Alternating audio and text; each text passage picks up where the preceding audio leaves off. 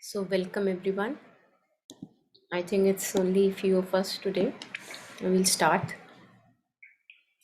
So, we are on week 12, prayers and meditations by the Mother.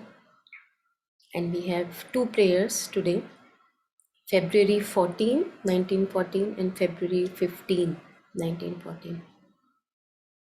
So, if one of us can read it out for all of us, that would be really nice. If anyone wants to unmute and read the prayer for all of us. Yeah, Monica, I'll read. Yes, Shardaji, please. Yeah. Monica, sorry, can you make the font a little bit bigger?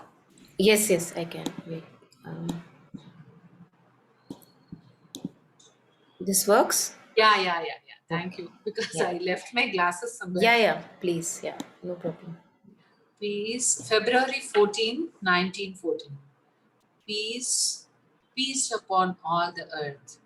May all escape from the ordinary consciousness and be delivered from the attachment for material things. May they awake to the knowledge of thy divine presence, unite themselves with thy supreme consciousness, and taste the plenitude of peace that springs from it. Lord, thou art the sovereign master of our being. Thy law is our law, and with all our strength we aspire to identify our consciousness with thy eternal consciousness, that we may accomplish thy sublime work in each thing and at every moment. Lord, deliver us from all care for contingencies. Deliver us from the ordinary outlook on things. Grant that we may henceforth see only with thy eyes and act only by thy will. Transform us into living torches of thy divine love. With reverence, with devotion, in a joyful consecration of my whole being, I give myself, O Lord, to the fulfilment of thy law. Peace, peace upon all the earth. Thank you so much. So, would anyone want to share any reflections if you've been through or if something is coming right now?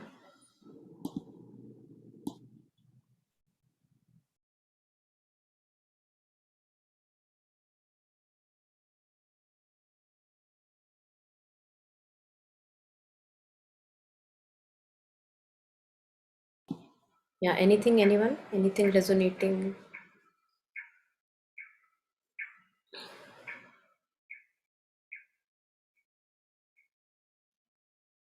Okay, so maybe in that case, I'll just go ahead and begin reading line by line and let's see what's coming up. So, peace, peace upon all the earth. I think it was, yeah, I can't remember who it was. And we were talking about this mantra, the simple mantra, Om Shanti, Shanti, Shanti. Yeah, I think it was Sampadanand Mishraji. And he had come here to Gnostic Center and he was talking about a few mantras. And he talked about this Om Shanti, Shanti, Shanti. And it appears so simple, such a simple mantra, and nothing complicated about it. You don't have to really trouble yourself remembering it. One just remembers it by itself. And he was sharing that this mantra is so powerful because just the name Shanti, uh, it is required within ourselves and also on the whole of the planet and beyond. So if one could just say this mantra a couple of times a day, or as we do usually 3 times a day, and invoking peace within and peace outside, that would be so beautiful. And it's very almost I would say stupid that in our list usually that we have for the day, mostly these things never are part of our day, like to-do list, we usually make our to-do list, and how beautiful if a few of these things we could just make it a daily habit of making it a part of our day. It's good if few of us do that already, but usually it's not on our list that I have to say Om Shanti Shanti 3 times a day or before sleeping or wherever I get time. So, yeah, I think we really ignore simple instructions and just keep ourselves busy with so many other things which are so complicated. So that's, yeah, I just got reminded of that when I read Peace, Peace upon all the earth. And it's also very nice that it can be also done when I am becoming conscious of some violence and some aggression within myself. And suddenly I become conscious of this aggression. And since I really want peace in myself, I use that pain or whatever I'm unease that I'm going through as a moment to connect with, what difficult and turbulent situations all of us go through when there is aggression and violence or unease inside. And that can be my connecting link to the whole of existence. And in that very moment, when I become conscious of my unease, my anger, my jealousy, my pain, that can become a connecting point that when I'm invoking peace for myself, I also invoke peace for all of us who are suffering like this. So just making a variation of Tonglen practice. I think that because for that I don't have to move away from my present state. My present state is unease and suffering and anger or blame or attachment or whatever. And when I become conscious of it, I just make it because I see how non peaceful it makes me. I make use of it and connect it with the whole of sentient beings and the whole of existence. So that can be my starting point also. So please feel free to share anyone in between if you feel like sharing any reflection.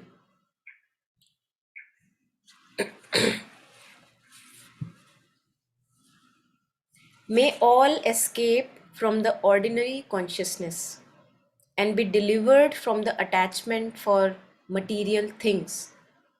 I think Mother is now telling us in the next line what is the reason for non peace. Our ordinary sticky consciousness is the reason for non peace.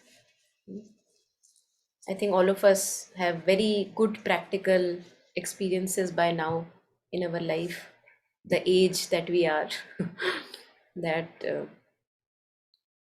whenever we stick, either I'm sticking to my opinion, I am right and the other person is wrong, or my family, my relations, my life, my work, whenever this my comes in the picture, this clinginess to me, the bodily me and the things associated with that, I think we really really suffer so much.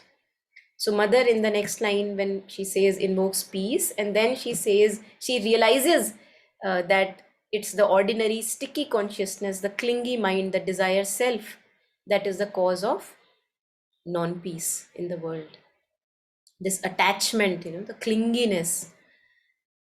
May all be delivered from the attachment for material things, because that is the cause of our suffering. As Buddha would say, attachment is the cause of suffering. It's not that life is suffering itself. Most of the suffering is self created. Whenever I'm unconsciously sticking, may they awake to the knowledge of thy divine presence. I take it in one of the ways, again, infinite possibilities, but one of the ways I look at it when Mother talks about thy divine presence is this presence of consciousness within us, the presence of awareness within us. So if we can, when we are either meditating or throughout the day, when first stage is the mindfulness, that we talk about in our sessions and from the teachings, that we become mindful of our inner movements or whatever is happening. I'm walking, I'm sitting, I'm mindful of that. And the more we stay with this, stabilize in this state, the more we can just be aware of being aware. So the duality disappears slowly after a long, long practice. That I become awareness itself. I consciously regain throne as awareness itself. So, this awareness that is present in all of us, this consciousness that is present in all of us, this is what I can relate with when Mother says that may we awake. And Kabir also says that why do you keep on sleeping? So, it's not that the consciousness is not there, it's there 24/7. We are swimming in it. That's how we become conscious of anything, using that consciousness. But we don't know that we are that divine consciousness. So, Mother is saying that may we awake to this knowledge of thy divine presence, which is 24/7, which is never separate from us, because that is our true identity, true essence, and unite themselves with thy supreme consciousness. So, this is what we have to do. This comes in Mother's and Sri Aurobindo's words again and again. Disidentifying from the surface movement. I am not the thought, not the feelings. I am the one who sees and allows the thoughts and feelings to come and go and come and go. So, in me, in awareness, all the things, phenomena are happening. So, may we know ourselves as that consciousness. Mother is invoking. May we know and unite ourselves with thy supreme consciousness and taste the plenitude of peace that springs from it. Now, those of us who have practiced and experimented with it, even for a couple of moments, if not more, in either my meditations or in the day-to-day life, whenever we have truly consciously known ourselves as this awareness, the presence of awareness in us, presence of consciousness in us, and have witnessed the thoughts, feelings, moods, and flows of emotions. Whenever we have identified with that witnessing aspect, we have tasted that peace and lightness. All of us have tasted that. That, yes, that's also our possibility. So, plenitude of peace, like boundless peace, springs from this identification with presence of awareness. Lord, thou art the sovereign master of our being. Thy law is our law.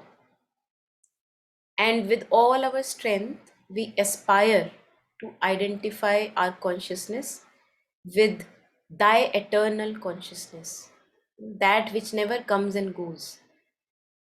When in Gita they talk about, that nothing can kill it, that is who we truly are. That is never born, never dies. So this is a living reality for each one of us every day, because whether we know it or not, we are that consciousness. We don't die when the body dies. And Mother says in one of her words that when we become conscious of the psychic presence within, when we, how to know that we are really living from the psychic presence, that we would have a very strong sense of immortality, that we never come and go, we always are. So the fear of death would slowly, not slowly, when we are conscious of the psychic presence, then it is not there. We live in a fearlessness, that we always keep on changing forms, but we don't come and go.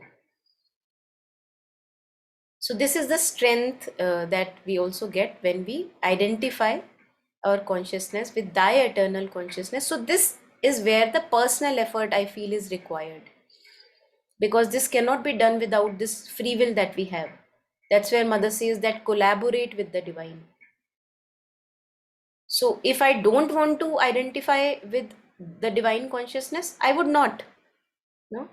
So there I feel that there is a aspect of free will, that more I take a stand for my moods, I take a stand for my thoughts and feelings, and this is what I want, and this is how moody I am feeling, and this is right. So whenever I defend my moods and ups and downs, then I am taking a stand for the falsehood, which is the ego consciousness.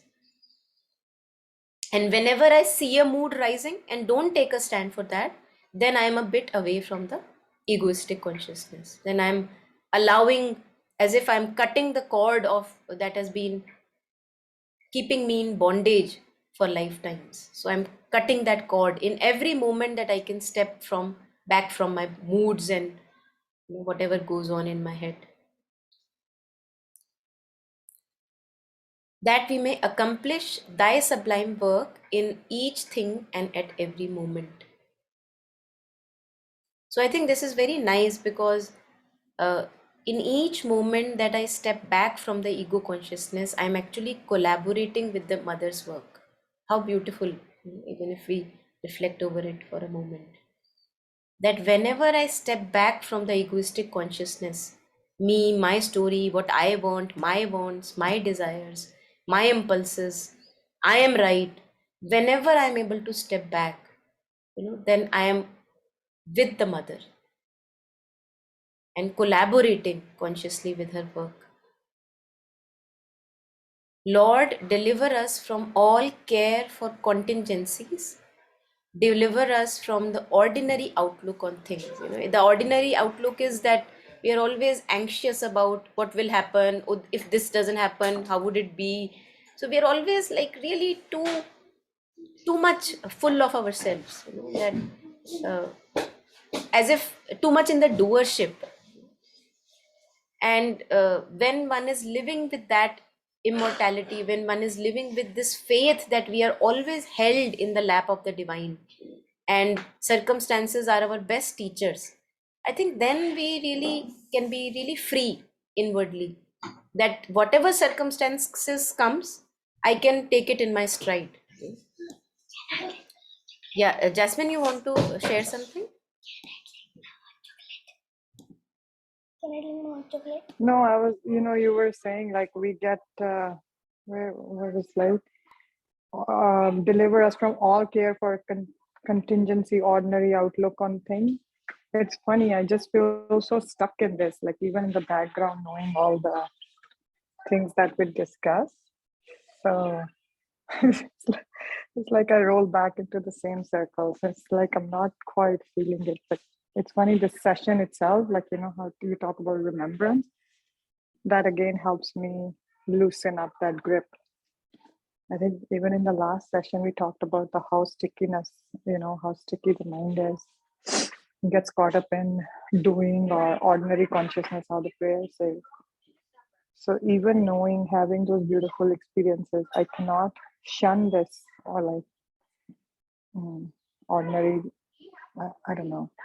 I think I just stop fighting it. I just have to go through it. But in the background, I kind of feel that I know that this is not sort of the reality, but I cannot shun it. So it's almost like I feel like I'm in the middle. One way, the usual, sometimes I'm able to tap into that peace or connection within, but I feel like I'm in the middle. That makes sense. Yeah, absolutely. Yes. Mm. Mm. I think it's really, from one of the perspectives, if I see that it's actually a very, although it's very discomforting, this move, keep moving like a pendulum, like you can see your old patterns coming up, and yet you're not away from them, like you're in the grip of them, as you said, but I think it's, on one hand, it's so beautiful that even this stage is there, because usually we live as tendencies, we live as patterns, so there is no confusion. So if there is confusion and you see the old patterns and thought patterns, emotional patterns rising, although you're not completely away from the grip, but at least there is a part of us which is a bit dissociated, like a breathing space between the tendencies. I think that itself is a beautiful step on this path. Just this dissociation and watching of the tendencies still being there, although we yet are not away from the grip and still worry, still become anxious, but to be able to see the anxiety, and to be able to see that I'm not completely away from its grip. I think that itself, this witnessing, growing witnessing, that itself is yeah, I feel that it's a nice step for all of us. Yeah. Yeah, I think, but the practice does at the same time helps me. Like I can still be in that middle, like in it's almost like churning is going a little bit of churning, not so bad, I would Hmm. say, but because even you are not the churning, right? You're like it's like I don't know. Yeah. It's like you see it going around you. You're not part of it. There's a little bit of gap between Beautiful. this, even though Yes. these things are around, but Yeah. there's a gap in between. Yeah. And I think somewhere that faith, or like how you say conviction, comes from experience that Hmm. this is important part of some process which probably I don't understand Hmm. yet. Hmm. So Hmm. like this, maybe this churning is important too, then Yeah. rather than running away, attaching to one thing or the other.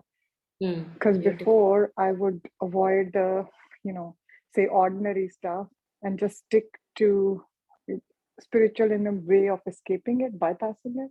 Hmm. But now it's like I'm nowhere in nowhere land right now. And it's Hmm. funny how it flips again. I Hmm. remember last session I was going through something like that, and then after your chat, it completely shifted me. Hmm. So अब वो भी conviction में आ गया कि how simple it is to. Hmm. So you kind of easier for you to surrender. You develop that faith or conviction. So Hmm. Hmm. mm, Yeah. Absolutely. Yeah, Taru, you thank you. wanted to share something? You don't have to raise hands. You can unmute and share. Yeah, Yeah. I wanted you to share that, that Vibhishan story that we had read once. That Which would one? be really, when he could not stop eating, like the animals. Yeah, you go ahead, please. Hmm? Okay, so Jasmine, there's basically a story from from Ramayana, in that like when Vibhishan had changed camps, like when Ram and his army had finally entered Lanka and they had met Vibhishan. So when he had joined their camp, he was the only one who had to eat meat. Like he wanted to eat meat. Otherwise, Ram's army, everybody mostly just had phal ahar, right? Like fruits and all. So now one of the monkey, like from the army, they complained to Ram that, although he is with us, and yet, he's eating, I don't know, deers or wolves or foxes kind of a thing. So the Lord Rama, he said that just give it some time, just give it some time. So after probably a week, he asked them, like, what is the status? So the army person said that now he doesn't eat say wolf or foxes. Now he's eating deer. Then after a week, it was like say rabbits. Then it was like birds, and probably in about some time, I don't know the duration, but it was like yeah, now he is given up. And how did that happen? So then Ram said that basically while he was even, when he was killing or when he was eating, he was crying and, praying to me that all, being who I have been, I cannot stop myself. So, you see what I am doing and you help me stop. Like he's crying and he's eating whatever he needs to eat and yet praying and offering and maybe crying to the God that deliver me from this evil. I don't want to do this. So I just felt that was really beautiful because, like Monica was saying, that it's a blessing to be able to see that how, I'm still being ruled. Earlier on, even that was totally not there. And then now to be able to see and then say that I cannot stop because there is, you see your helplessness at times. And how they say कि मेरे करे नहीं होगा, right? I being myself, this box of patterns and conditionings won't be able to do it. I've tried. So, here, mother, I offer this to you. I'm still doing it. I'm again doing it. And I don't want to do this. So take care. So, yeah, just wanted to share that. Thank you. Thank you, Taru. Beautiful. Completely resonates. Yeah. Yeah, thank you, Taru. It was really very, very good thought. How many times we do this, we know that what we are doing is not right, but still we do it. Still we do it every day. I think till our We don't know where is the end for this, but at Mm. least able to recognize that what we are doing is not right. Yeah, Yeah. Yeah. beautiful thought. Thank you so much for sharing. Yeah, going to really help. Yeah, Mm. because today I was going through a very the same situation. I was feeling so aggressive, and all sorts of feelings were there with me. But I didn't remember the mother, or I didn't uh, took a step back into myself, but I got carried away with the situation. But it was so disturbing, and after this session, oh, and now I realize that how I behaved, not with others, I behaved badly within myself. It was how it is not good. See, we read so much of books, and we attend all the sessions, satsangs, and we want to implement everything at least a bit every day, but still we are, when we look back and see, we are in the same place where we started. It's okay. every day we can make a bit of progress, but still, this session, yeah, this sharing was very good. Thank you so much. Thank you so much. it, it really went into my mind. Yeah. Mm. Very nice. I think this really grounds us. The more we see our own stickiness and that we are not away from its grip, I think it really, really humbles and grounds, no matter how much books we may have read and workshops we may have attended or given. To see our stickiness is really very grounding, I feel. Yeah, the problem is, we are not able to see when the situation comes. We are not able to see. We are not the problem. The Mm. problem is outside. We have to just see it from outside. So when it comes, I really got drowned today in Yeah, that yeah, emotion. yeah. When two people talk, we just talk, and it was not a very pleasant feeling. But Mm. Mm. yeah, Yeah. maybe But I maybe next think time. even in retrospect, like in hindsight, as you are reflecting, I Hmm. think this reflection itself will take care of the next time, because as we share in the sessions, that we have attached spots. Hmm. So you would not become very angry easily at with one person, but you would become very angry easily at the other person in your life. Hmm. So that other person is my soft spot, where Yeah. whatever he says, I just get very agitated, while the other person may throw anything on me and I am okay, right? So I feel that it's good to see these variations and to see these soft spots, and these soft spots are the way for my inner progress and outer progress. So that's why in Buddhism they say to be very grateful to people who are difficult to us, because they are our the raw material for our spiritual path. They tell us that abhi kaam pura nahi hua, picture abhi baki hai mere dost types. Yeah. Beautiful. Yeah. Mhm. Because mother has given this prayer only for me, I think, to reflect, to go Mm. with myself. Yeah. Yeah. Okay. So. Maybe we should thank for the situation also. Yeah. Yeah. It's good. I think it's good that these situations from time to time come up where we Yeah. just completely get drowned, because they really are very grounding things. Otherwise, we can be in our spiritual air that mera to ho gaya. I Yeah. am above everything. But when it happens, then we know, oh, I am still submerged. Yeah. Lots of work to be done still. Mm.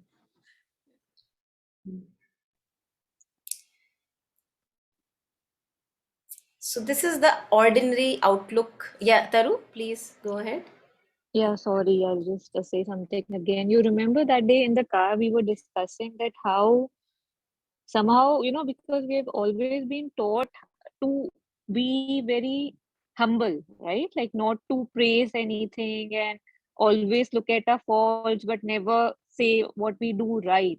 So I think when Sadaji was sharing about how, we are always the same, I would say that's not possible. Like, I would say that it's just our old tendencies that make us say that. And how we were discussing that we never appreciate our little wins, right?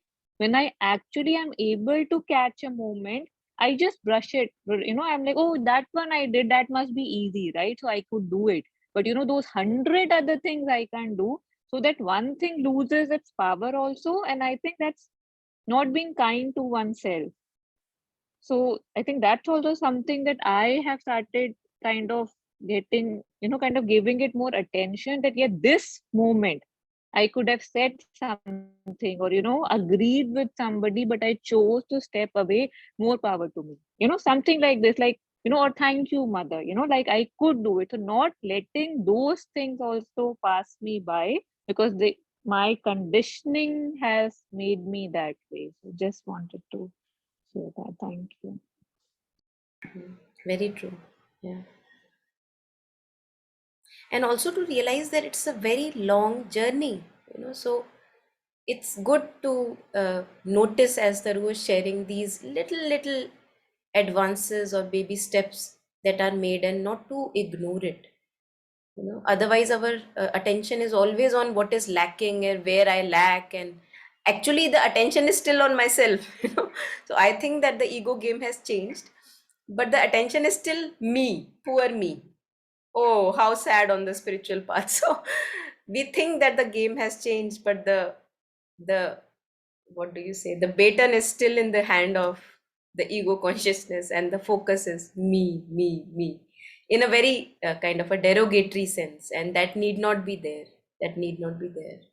So it's beautiful to acknowledge whatever little baby steps we are able to make. Even this receptivity of talking, like we are uh, yeah, yes. So we are just able to talk to each other and open ourselves up and listen to each other and be receptive to the teachings. Isn't that beautiful? That itself is so beautiful. How fortunate. So I think it's quite a point to really not keep the focus always on what is lacking, even on the spiritual path, but to also acknowledge that things are progressing.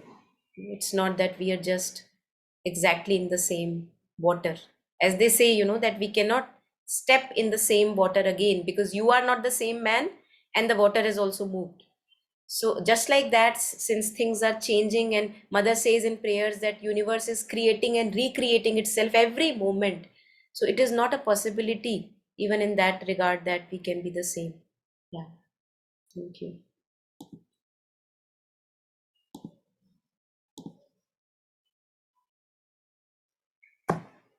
So then, mother frees us, that if we are free of the ordinary outlook and always concerned about my life, my situation, we are so obsessive about that. If that is not there, if we are delivered from that, grant that we may henceforth see only with thy eyes and act only by thy will. Now, this cannot be done if I do not make a practice to stabilize myself in awareness.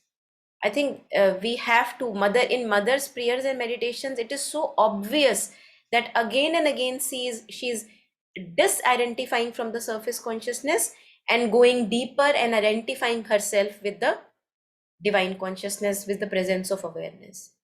And that's what even teachings from other masters tell us, that that awareness, that consciousness which allows the play to happen, you are that. So it's a long, arduous journey, because we have lived like egos for a long time, like eons and lifetimes we have lived as egos. So it is impossible for me to just expect a very strong reversal, like something happened and here I am acting as awareness. So that sudden reversal we cannot expect, although there are many sudden events which lead to change of consciousness, but we will have to practice. This, and even in good times, when things are relatively okay and I'm not suffering that much, can I remind myself of being aware of being aware? Can I bring the mind to the breath and the body and not tie myself to the images of the head? So long journey, grant that we may henceforth see with only thy eyes and act only by thy will. Transform us into living torches of thy divine love. I think this is very powerful, because there is, when I am suffering, then I become aware that, oh my God, just like I suffer in this moment, being attached or being in ignorance, so many of us suffer. Isn't there enough suffering on earth? And Mother in her prayers also says that make me into this brazier that takes in all the suffering and gives out love. And this is the possibility for each one of us. That using my suffering, getting aware and conscious of my own suffering and pain, I can connect with all the pain that exists. And can I be one drop of poison less? You know? So allow me, Mother says, not for only for herself, Mother prays this for all of us. Transform us into living torches of thy divine love. That at least whenever people come in contact with us, can they be relieved of their contingencies and worries? Can they just come back to the present moment and have this simplicity and joy of the present moment? And in the present moment, things are okay. We have so many things to be grateful for. So can I be that one drop of poison less in this world full of suffering? And this is a wish for all of us. With reverence, with devotion, in a joyful consecration of my whole being, I give myself, O Lord, to the fulfillment of thy law. So Mother wishes, prays, and then she says that now I offer my being, my presence, that may this be done. May this transformation be done. Peace, peace upon all the earth. And she ends, like she sandwiches the reflection in peace, starts with peace and ends with peace. Because when we are really in turmoil, all that we want is peace. We don't really want more money, more power. When we are really, really suffering because of our turmoil, we actually want just peace. So to be grateful for those moments of peace that we already have, even now, in whatever relative degree possible. There is so many things that we are not in. So we can be really tapping strongly in that peace which is already there with me right now. And Tignathan, he shares in one of his teachings that there is so many things that we can be grateful for when the mind comes to here and now. That okay, you can be remembering about a past or future or present happening and feeling miserable about it, but when you come back to the breath and the body, you see, wow, I am alive, I'm kicking, I can speak, I can eat, I can breathe properly. Ask somebody who has breath issues, and how difficult gasping for breath each moment can be. So many things to be grateful for when we come back, when we bring the mind to the present moment.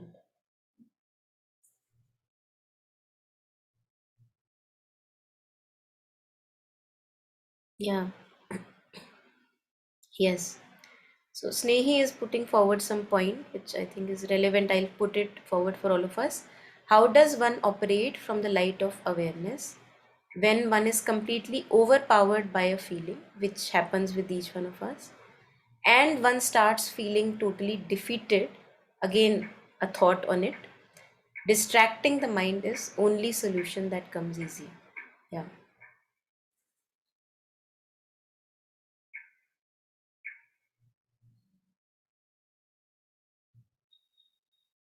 So distracting the mind, as you're sharing, Snehi, um, do you think that that's a true resolution? Would you want to do that? Like, would you still buy into distraction? Would you not want to know what's happening in the being? Like, what is the nature of the feeling? What is the nature of the overpowering emotion? Because if I have distracted myself enough, which all of us do from time to time, and it's not bad to distract, we can distract if we are not ready for it. But I feel that as we mature and ripen in our journey, मुझे लगता है then some part of me wants to know what's happening, wants to meet that overpowering emotion or feeling that is there. And I don't have to run away from that emotion. That emotion itself can be a progress coming back home, progress towards coming back home. Now we have been discussing so many tools and tips of dealing with the distracting emotions. One of them, which really, really was very, very powerful, in fact, two of them. One which we had shared, like a short teaching, it was from when Ajahn Amaro was sharing about Ajahn Chah's teaching. And he shared that he would just, like, he was like a magician, that he would bring anything from his hat and give it like a teaching or a practice to anyone. So a person came and he said that I feel a lot of anger, what to do? Now anger is a very overwhelming feeling or emotion, right? So he said, make anger as your object of meditation. So you have to be angry 24/7 a day. You are just angry. And if you scatter yourself away, you see that, oh my God, I'm not angry anymore. You bring yourself again in that picture situation and be angry. So make anger your object of meditation. And if you do that, sorry for that, if you do that often enough, if you really stick to this practice, those of us who have practiced with this, whether it is jealousy, attachment, blame, some past tendency coming up, and if I make that my object of meditation, you will see that the true nature of that is like empty bubble. It does not have that much of solidity and reality as it appears to be when when it's overpowering, because you see it construct itself and then it disappears. Then you have to put effort. Oh, I have to be angry, I have to be angry. So you have to again recollect those events and become angry, and then again it scatters away, right? So when I see truly this empty bubble like nature of these solid, very overpowering emotions, then what happens? The next time it arises, then I'm not able to give it that much of solidity, because last time I saw its nature, it was so empty. There was nothing. I had to, fuel it again and again to make it object of my meditation. So I think this one is very important, I feel, because I practice myself. And when I stay with that overpowering emotion or feeling and make it object of my emotion, then I see its futility, how futile it is to follow its dictates. And then when next time something happens and I'm going to become angry, I can't buy into the dictate of anger that easily.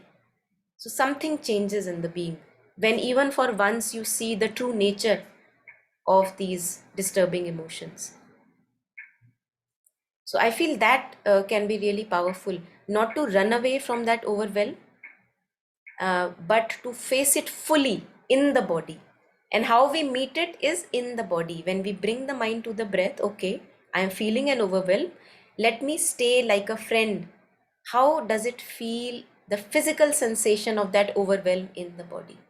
So the masters have prescribed medicines or tools how to meet an overwhelm, how to meet a disturbance.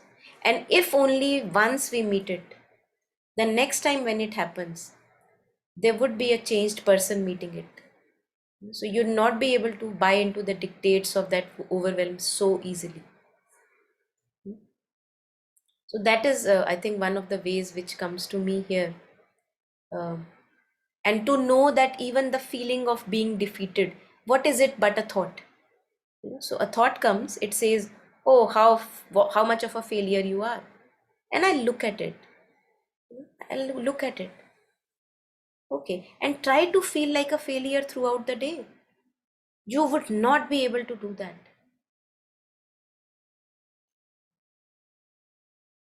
Such is the empty nature of these feelings of being a failure, being defeated, or all that. They appear so solid, but they are not solid. So that's why they say that the true nature of these disturbing emotions is empty space like awareness. So the more I stay with that, like I decide to meditate over it, I see that only thing that remains is the presence of awareness. And the thought or overwhelm or the feeling, it comes, it solidifies itself in front of me, and then it scatters away. It comes and then it solidifies, I buy into its dictates, then it scatters away. So that scattering away, if I can witness, it tells me that how empty they are, that you don't have to buy them the next time they arise. Don't know if that resonates, and if anyone wants to share anything on this.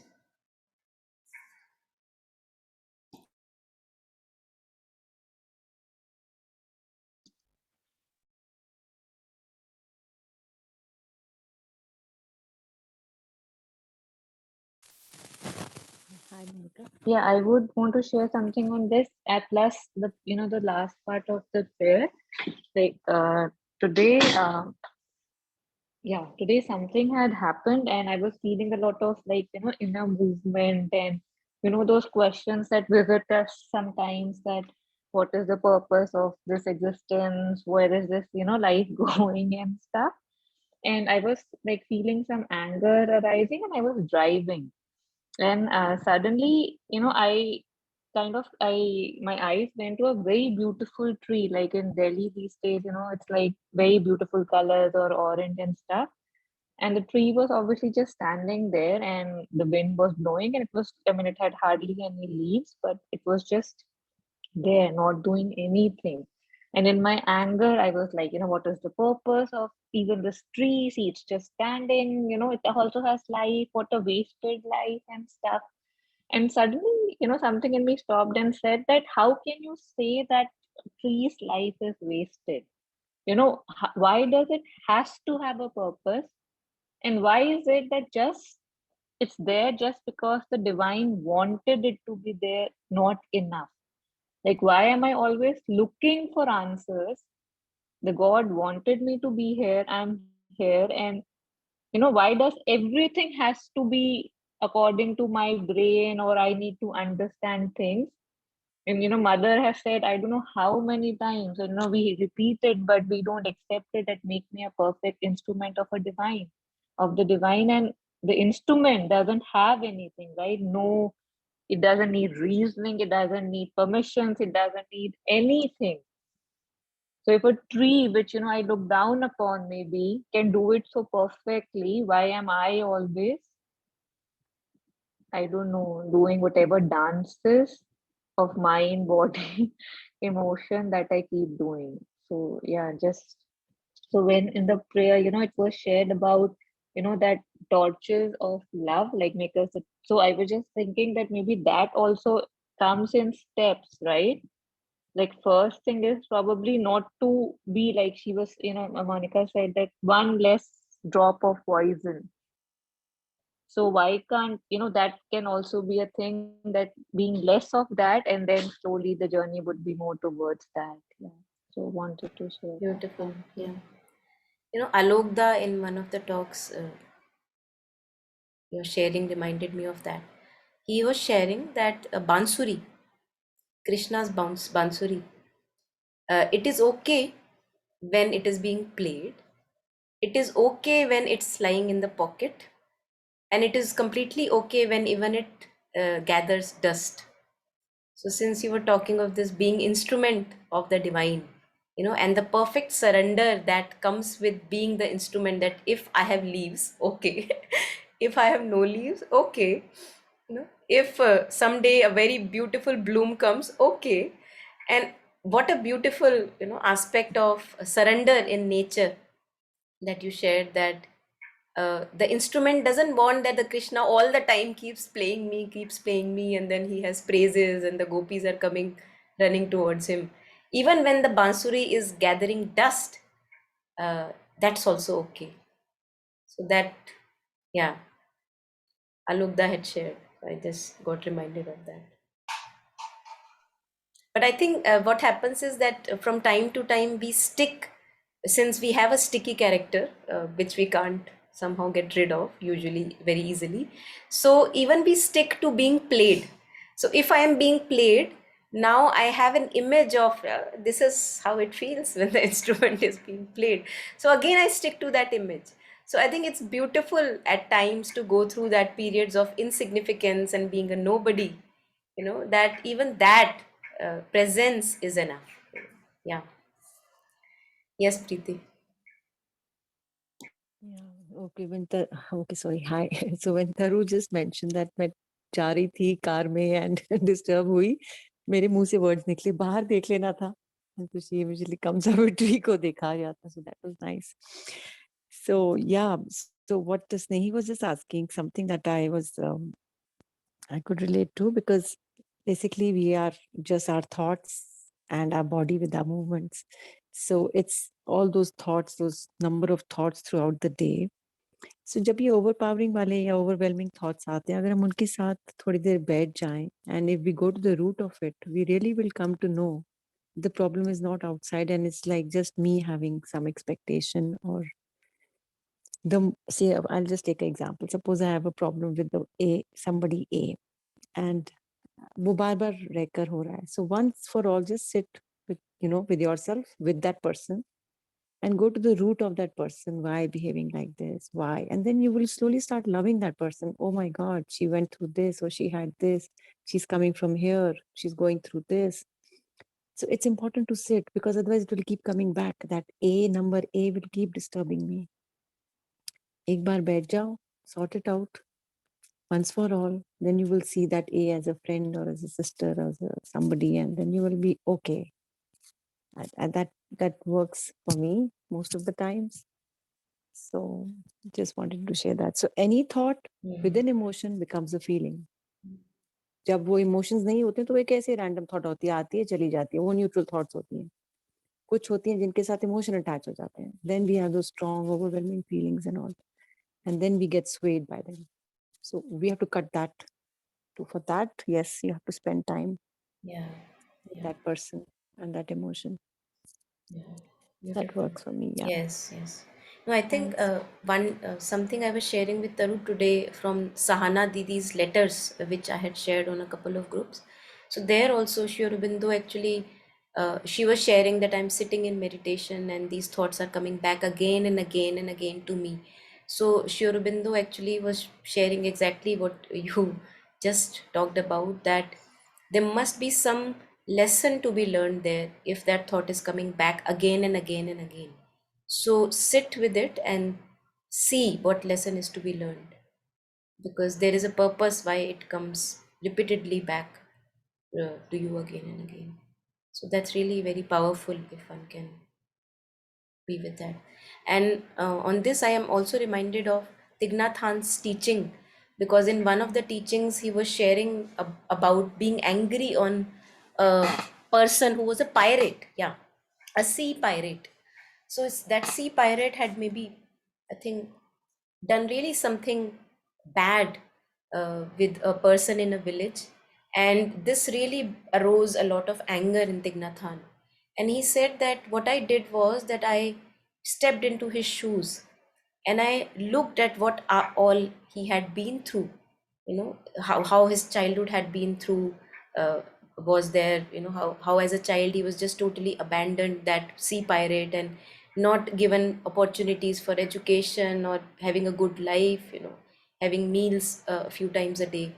And when I entered into his life like this, he said that my anger turned into compassion.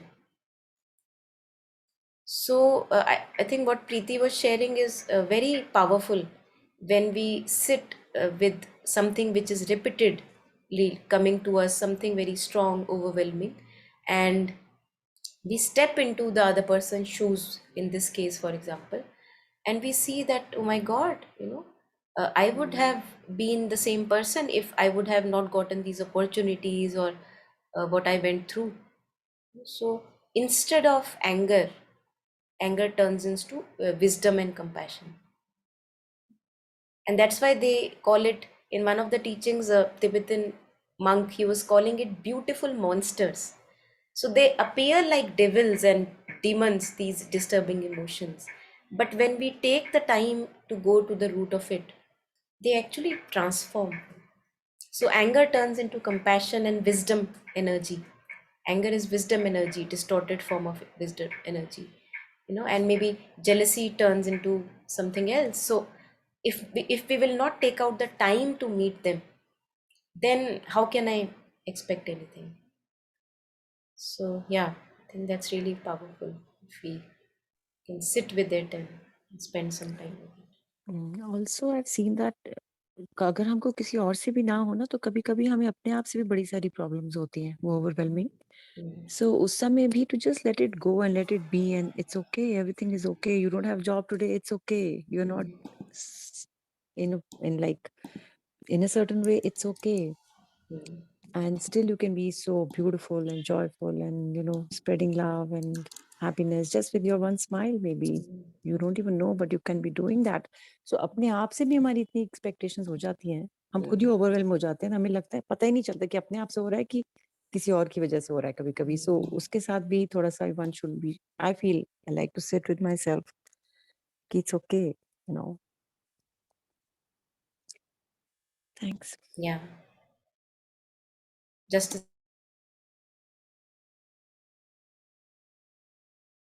so I think we would not take up the second prayer. Maybe it would just get too much. And in this prayer already we have very deep reflections to go about. I wanted to, if those of us who want to stay, please stay, and those of us who want to leave, please leave. I was just reminded of very simple teachings by Deepa Ma, which I had shared in a couple of sessions. So maybe we listen to that and then we disperse for those of us who can stay. Yeah, I'll just play it for all of us.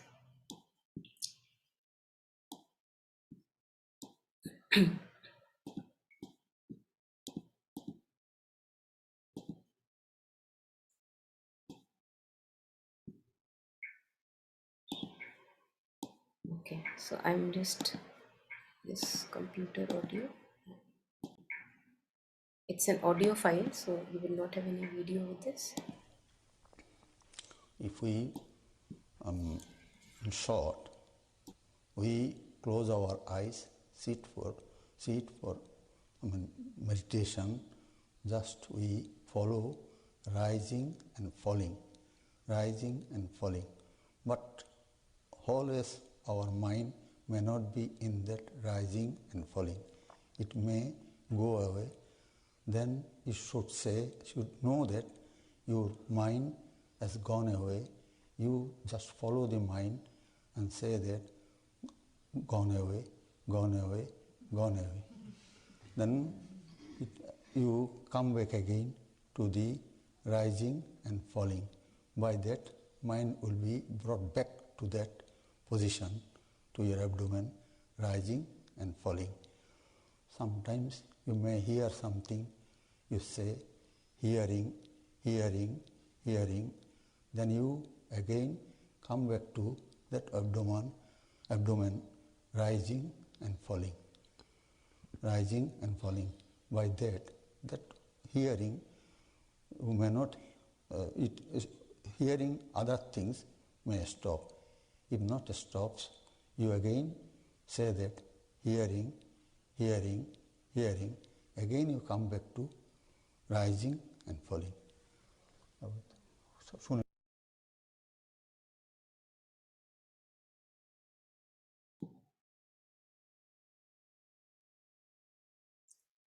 So let's go with rising and falling, and wishing everyone happy practice, and thank you everyone for joining today. And Thank you, Monica. yeah, thank you. Thanks. Thank you. Bye. Thank you. Bye.